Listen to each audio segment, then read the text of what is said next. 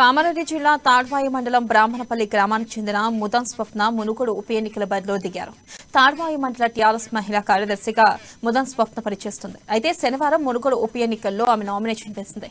తనను తన కుటుంబాన్ని నుండి బహిష్కరించడాన్ని అధికారులు పట్టించుకోకపోవడాన్ని సవాల్ చేస్తూ మునుగోడులో పోటీ చేస్తుంది.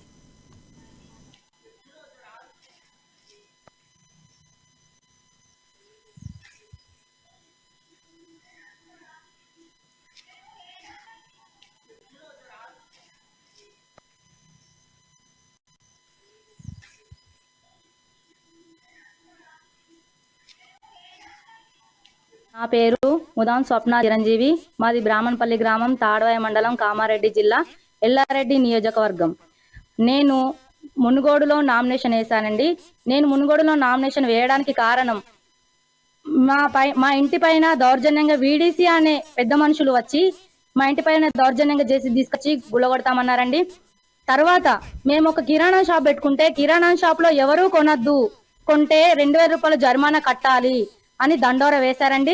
ఆ దండోర వేసిన తర్వాత మా ఇంటిలోకి ఎవరు రారు, ప్లస్ మా షాప్ లో ఎవరు కొనరు, కొంటే 2000 రూపాయలు కట్టాలి అన్న భయంతో ఎవరు రావటం లేదండి. ఈ విషయం పైన నేను పోలీస్ స్టేషన్ లో, ఎంఆర్ఓ ఆఫీస్ లో, కలెక్టర్ ఆఫీస్ లో పై అధికారులకు తెలియజేశానండి. తెలియజేస్తే ఎవరు అవగాహన సదస్సు పెట్టలేరండి.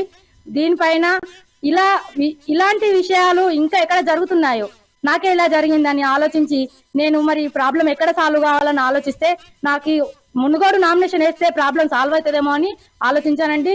ఆ విషయం పైన నేను మునుగోడులో నామినేషన్ వేశానండి. ఈ విషయం సీఎం కేసీఆర్ దగ్గర వరకు వెళ్ళాలి, ఎలాగైనా వెళ్ళాలి అనే ఆలోచనతో నేను అక్కడ వేశానండి. ఎందుకంటే సీఎం కేసీఆర్ గారు చాలా పథకాలు తీసుకొచ్చారండి. ఏ ఆడపడుచు కూడా అన్యాయం జరగనివ్వని అంటారు. మరి ఇలాంటి పరిస్థితి నాకు వచ్చింది, ఈ విషయం తెలవాలి. నా పిల్లలు రోజు ఏడుస్తున్నారండి. వినాయకుని దగ్గర పార్ట్నర్ గా ఉంటాను అంటే ఉండనివ్వట్లేదు.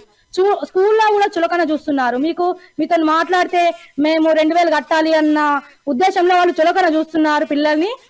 మాకు ఒక ఇంటి సమస్య, పక్క వారికి మాకు సమస్య ఉన్నది. ఆ యొక్క సమస్యలు తలదూర్చి వీడీసీ వారు మా యొక్క కుటుంబాన్ని వెలివేయడం జరిగింది. స్కూల్లోకి వెళ్ళి స్కూల్లో పిల్లలకు, చిన్న పిల్లలకు చిరంజీవి షాప్లో సామాన్లు కొనొద్దు, నేను పెట్టి షాప్ నెలనే, కానీ వాళ్ళు ఏమన్నారంటే 3 సంవత్సరాలు సామాన్లు అమ్ముతున్నాడు చిరంజీవి అని దౌర్జన్యంగా వాళ్ళకు చెప్పడం జరిగింది. చెప్పడమే కాకుండా దండోర వేసి చిరంజీవి షాప్లో ఎవరైనా ఉంటే 2000 రూపాయల జరిమానా అని చెప్పేసి విధిస్తున్నామని చెప్పేసి చెప్పడం జరిగింది. దానివల్ల గ్రామస్తులు భయభ్రాంతులకు గురై 2000 జరిమానా ఎక్కడ కట్టాల్సి వస్తుందని చెప్పేసి నేను షాప్లోకి రాలేకపోయాను. దానివల్ల నా ఉపాధి కోల్పోయి నేను రోడ్డున పడాల్సిన పరిస్థితి వచ్చింది. కాబట్టి ఇటువంటి వీడీసీల ఆగరాలు పుట్టగొడుగులా ఉట్టుకొస్తున్నాయి. గవర్నమెంట్ చర్యలు తీసుకొని ఇటువంటి వీడీసీ అంటే ఒక శివాలయం కానీ, రామాలయం కానీ, మంచి ఒక బడిని కానీ, గుడిని కానీ మంచి చేసే ప్రయత్నం